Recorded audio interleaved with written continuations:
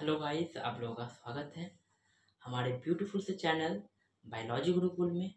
तो आज है हमारा एक नया सा चैप्टर जिसका नाम है एनिमल किंगडम।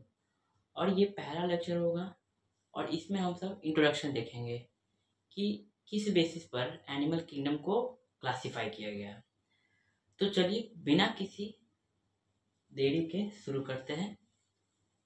सबसे पहले आप इसको नोट कर लीजिए, हमें मेनली इसी सब पे डिस्कशन करना है, पर इन सब पर डिस्कशन जो होगा आने वाले लेक्चर्स में होगा। जो एनिमल किंगडम है उसमें टोटल 10 फाइलम है। कितने फाइलम है? 10 फाइलम, जो है पॉरीफेरा, सिलेंट्रेटा, जिसको सिनाइड्रा भी कहते हैं। तीसरा है टेनोफोरा, चौथा है प्लैटीहेल्मिन्थ्स, पांचवा है एस्केल्मिन्थ्स, छठा है एनालिडा, आर्थ्रोपोडा, मोलस्का, एकाइनोडर्माटा, हेमिकोडाटा और फाइनल है कोडाटा। अभी जो कोडाटा है वो बहुत स्पेशल है। कोडाटा में 3 और सब फाइलम अपने क्या है आते हैं, सब फाइलम, जो कि है वर्टिब्रेटा, यूरोकोडाटा और सिफेलोकोडाटा। अब ये वर्टिब्रेटा है, इसमें और डिवीजन है, और ये जो वर्टिब्रेटा और डिवाइड हुआ है, तो ये सब जो आगे है ये सब क्या है, वर्टिब्रेटा के क्लास है। तो वर्टिब्रेटा क्लास में क्या है? पहला है एग्नेथा और एक है ग्नैथास्टोमा। इसमें इसका मतलब ये होता है कि ऐसे एनिमल जिसके पास जॉ नहीं होते हैं, क्या ये जबड़ा जो होता है मुंह का, वो जबड़ा नहीं होता। और ग्नैथोस्टोमा जो है उसके पास होता है जॉ।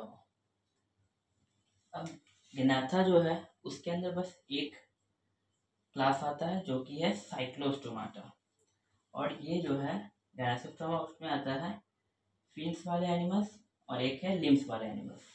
और फिन्स में कौन कौन से आ गए? कॉन्ड्रिसाइट्स और ऑस्टियोसाइट्स। और लिम्स में एम्फीबिया, रेप्टाइलिया और एप्स एंड मैमल्स। तो ये सब का हम सब आगे आने वाले क्लासेस में पढ़ेंगे। तो आप इसका एक स्क्रीनशॉट ले लीजिए। तो आगे बढ़ते हैं हम सब बेसिस ऑफ क्लासिफिकेशन। तो अब बात करते हैं बेसिस ऑफ क्लासिफिकेशन के बारे में। तो यहाँ पर हम देख लेते हैं कितने बेसिस हैं क्लासिफिकेशन के एनिमल किंगडम में। पहला है लेवल्स ऑफ ऑर्गेनाइजेशन। किस ऑर्गेनाइजेशन से कौन सा एनिमल बिलोंग करता है। दूसरा है सिमेट्री। सिमेट्री कैसा है। तीसरा है जर्म लेयर। चौथा है सिलोम। और पांचवा है सेगमेंटेशन।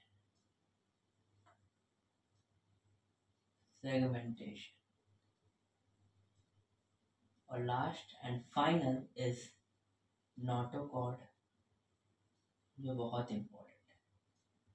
तो यहाँ तक नोट हो गया। एक और देख लीजिए क्या है। पहला लेवल ऑफ ऑर्गेनाइजेशन, सेकंड है सिमेट्री, फिर है जर्म लेयर, उसके बाद सिलोम, सेगमेंटेशन और नोटोकॉर्ड। सबसे पहले बात कर लेते हैं level of organisation. Levels of organisation.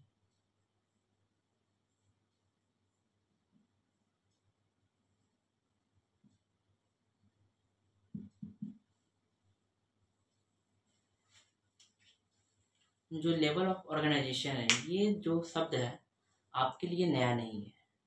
हम स्टार्टिंग से इस चीज़ को बताते आए हैं कि कोई भी जो एनिमल है वो सबसे पहले कहाँ से शुरू हुआ है? सेल लेवल से। फिर टिश्यू पर आया, फिर कहाँ आया, ऑर्गन पे, ऑर्गन के बाद ऑर्गन सिस्टम, ऑर्गन के बाद ऑर्गन सिस्टम।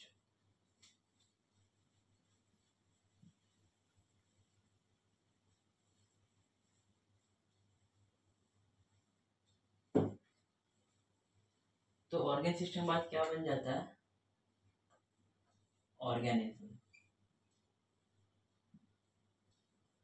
तो यही जो फेनोमेना चलता है उसी को क्या कहते हैं, level of organisation.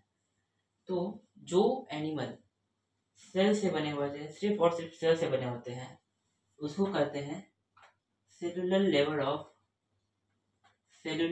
Level of organisation. इसमें एग्जाम्पल अगर देखें तो क्या होगा, पॉडीफेरा। क्या होगा एग्जाम्पल, पॉडीफेरा। अब इसका बात करते हैं, जो एनिमल, जो ऑर्गेनिज्म, जो फाइलम जो है टिश्यू लेवल से बस एग्जिस्ट करते हैं, बस टिश्यू लेवल तक, उसको कहते हैं tissue level of organisation present in the body. Tissue level में क्या हो गया, एक हो गया सिलेंट्रेटा, एक हो गया सिलेंट्रेटा और दूसरा हो गया टिनोफोरा। याद आ रहा है, वो टेबल, वो फ्लो चार्ट इसीलिए लिखवाए थे कि ये सब जो है कंटिन्यूअस है। फिर बात करेंगे ऑर्गन का। तो ऑर्गन में सिर्फ एक ही आता है फाइलम, जो कि है प्लैटीहेल्मिन्थ्स। क्या है, प्लैटीहेल्मिन्थ्स। अब यहाँ बात करते हैं ऑर्गन सिस्टम का। तो ऑर्गन सिस्टम में बहुत सारे फाइलम आते हैं, कहाँ से कहाँ तक, कहाँ से कहाँ तक, एस्कहेल्मिन्थ से लेकर के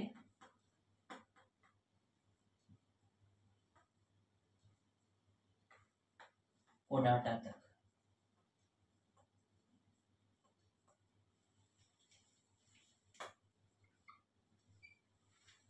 तो ऑर्गन सिस्टम में कहाँ से आते हैं, एस्कहेल्मिन्थ से लेकर के कोडाटा तक। अगर ऑर्गन का खाली बात किया जाए तो कौन सा फाइलम एग्जिस्ट करता है, सिर्फ और सिर्फ प्लैटीहेल्मिन्थ्स। और टिश्यू में सिलेंट्रेटा और टिनोफोरा। और सेल में सिर्फ एक है, कौन सा, पॉडीफेरा। तो सेकंड क्या है अपना, सिमेट्री।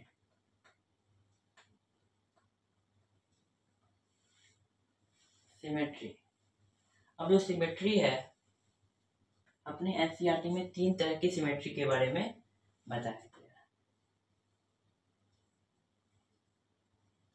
एक है रेडियल सिमेट्री, एक है बाइलेटरल,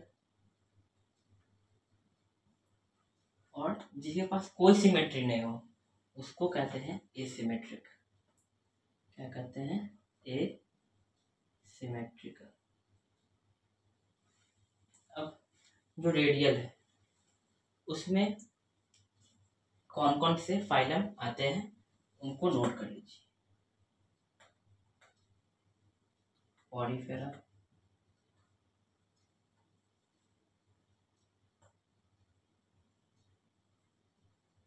सिलेंट्रेटा, टिनोफोरा,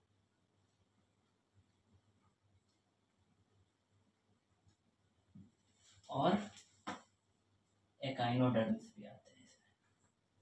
एकाइनोडर्माटा कौन से वाले, एडल्ट वाले। इसका एग्जाम्पल क्या होगा, बायलेटरल का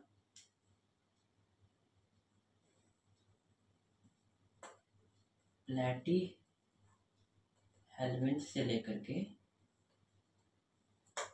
कोडाटा के जितने भी फाइलम आते हैं वो सब किसका पार्ट है, किसका पार्ट है, बायलेटरल का पार्ट है। एक गलती हो गया हमसे, इसमें पॉडीफेरा नहीं आएगा। पॉडीफेरा किस में आएगा, एसिमेट्री। एसिमेट्री में क्या आएगा, पॉडीफेरा। एग्जाम्पल तो हम समझा दिए क्या क्या है। अब ये समझ आता कि ये सब सिमेट्री का मतलब क्या होता है। जैसे कि कोई ऑर्गेनिज्म है, जैसे कि कोई ऑर्गेनिज्म है, चलिए इसका बात, ऐसा कोई ऑर्गेनिज्म है, ठीक है।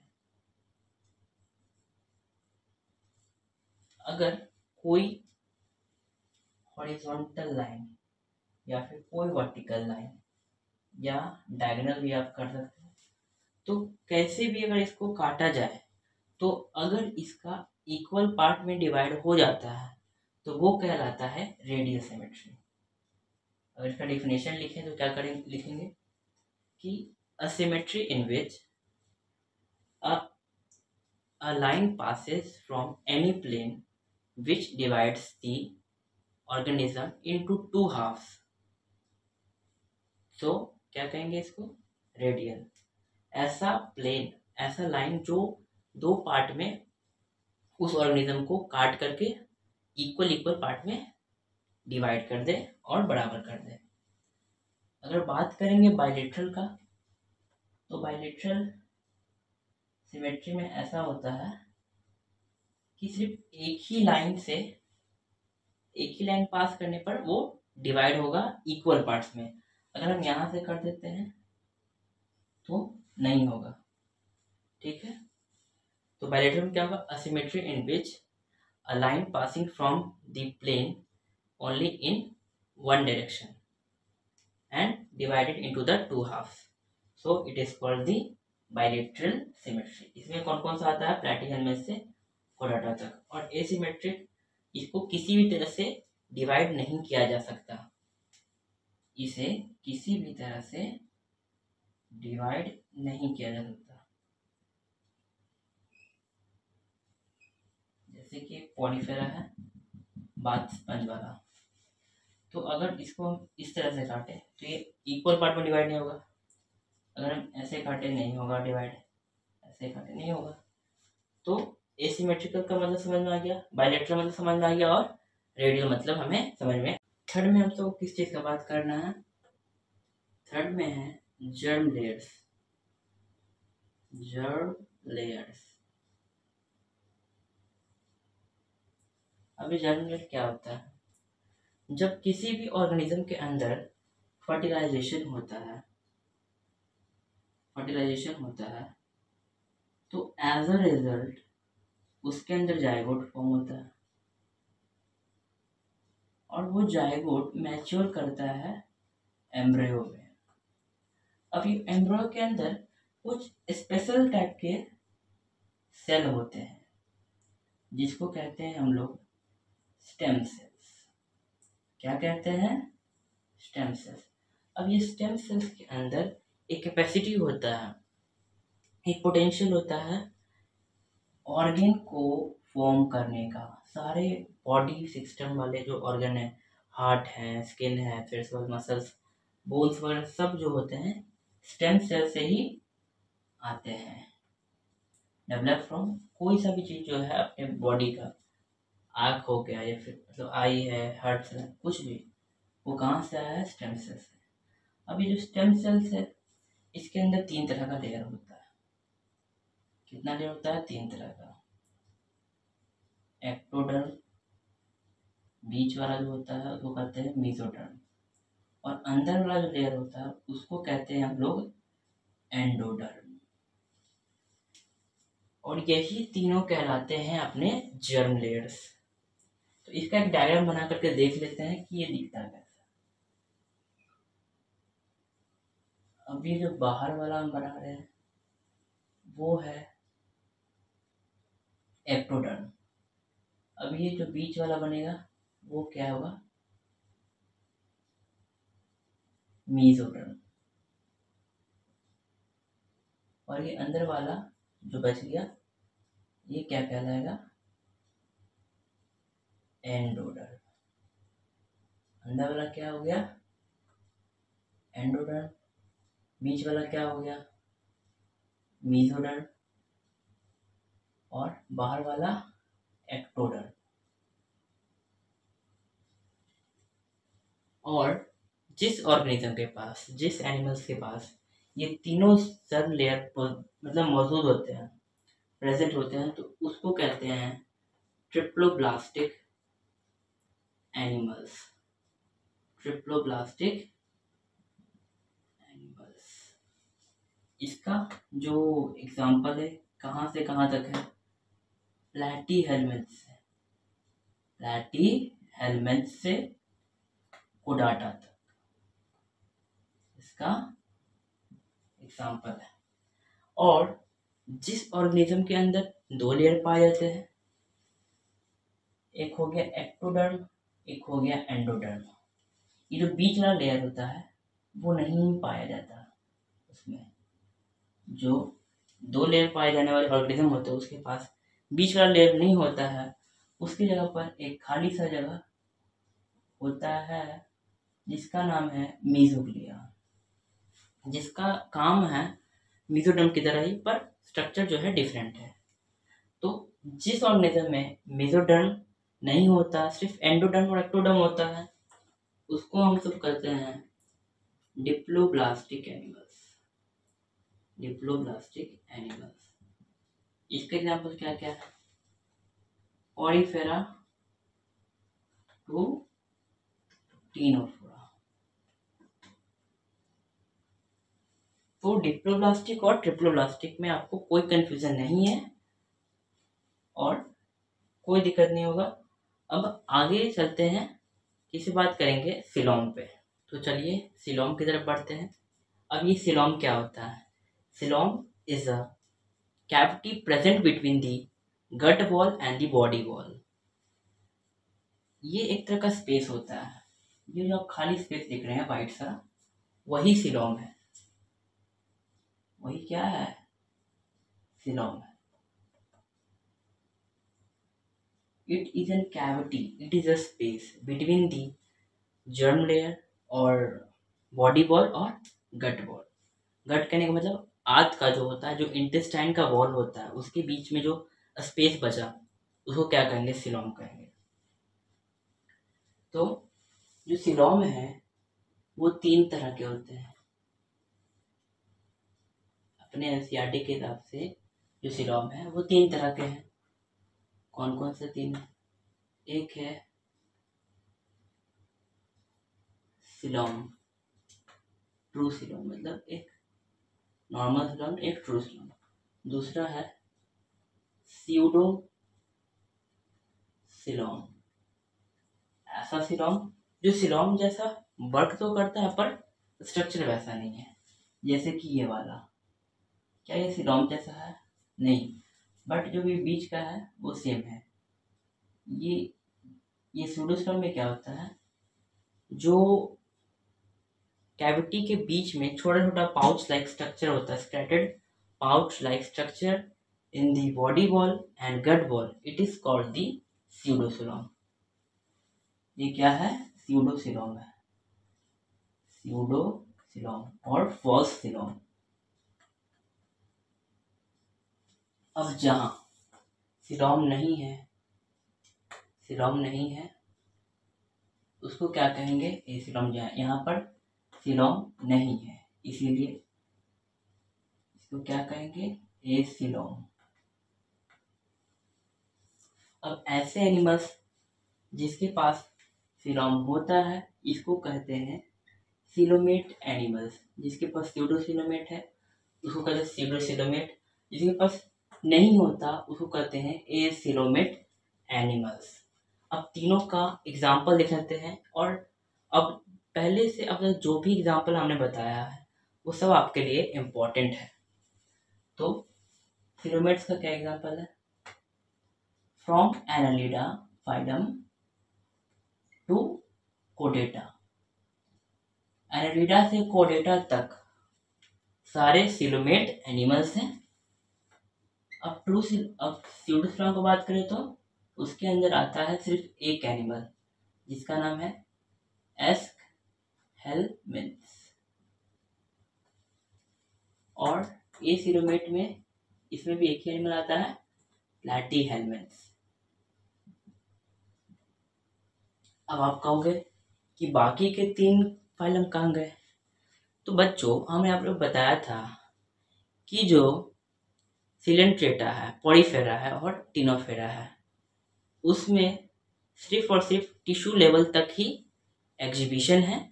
इसीलिए उसमें सिलोम तो छोड़िए, उसमें एक ऑर्गन तक नहीं है, कैसे सिलोम आएगा, इसलिए उसका बात नहीं हुआ।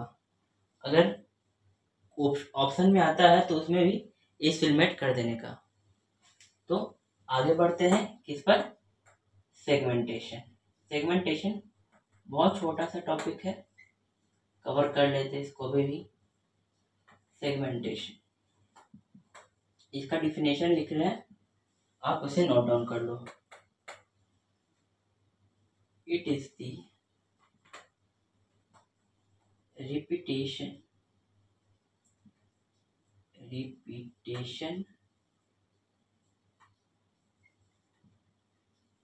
of one organ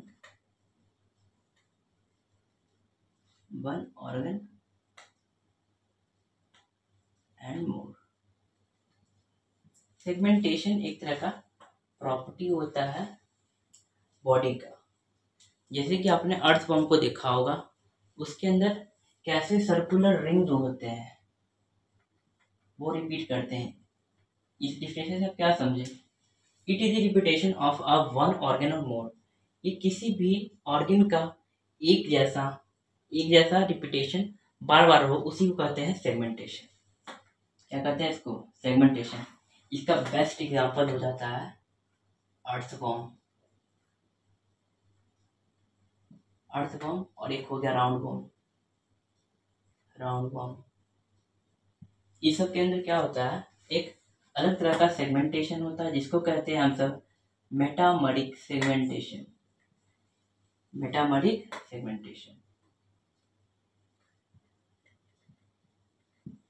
अब हम अपने लास्ट बेसिस पर आ चुके हैं, जो कि है नोटोकॉर्ड।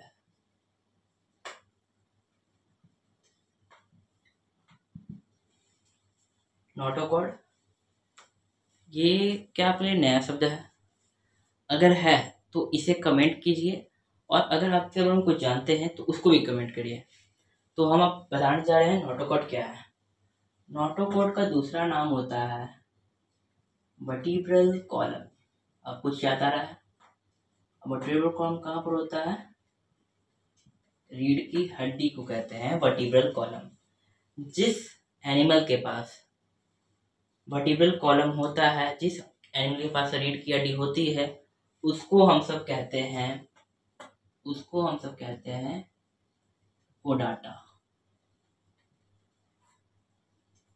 और जिस एनिमल के अंदर वर्टिब्रल कॉलम नहीं होता या फिर नोटोकॉर्ड नहीं होता, उसको हम सब कहते हैं नॉन कोडाटा। अब ये नॉन कोडाटा कौन होता है अभी?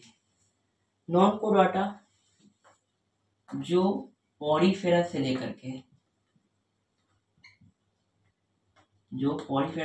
है कहाँ तक, हेमिकोडाटा तक।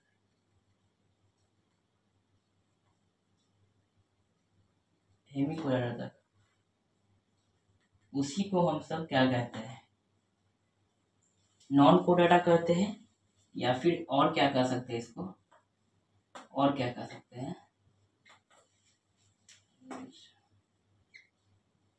इनवर्टिब्रेट्स। ऐसे एनिमल्स जिसके पास वर्टिब्रल कॉलम नहीं होता उसको क्या कहते हैं, इनवर्टिब्रेट्स या नॉन कोडाटा। कहाँ से कहाँ तक है, पॉलीफेरा से हेमिकोडाटा तक।